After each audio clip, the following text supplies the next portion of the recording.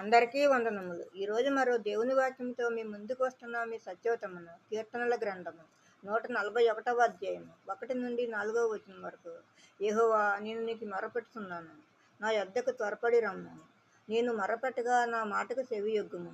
నా ప్రార్థన ధూపము వలెను, నేను చేతులెత్తుట సాయంకాల నైవేద్యము వలెను నీ దృష్టికి అంగీకారం లగును గాక. యెహోవా, నా నోటికి కావలి ఉంచుము, నా పెదవుల ద్వారమునకు కాపు పెట్టుము. పాపం చేయువారితో కూడా నేను దుర్నీతి కార్యములలో చొరబడకుండానట్లు నా మనసు దుష్కార్యమునకు తిరగనీయకుము. వారి రుచిగల పదార్థములు నేను తినక ఇందును గాక. Amen, amen, amen. మరో దేవుని వాక్యంతో రేపు మీ ముందు ఉంటాను. అందరికీ శుభరాత్రి.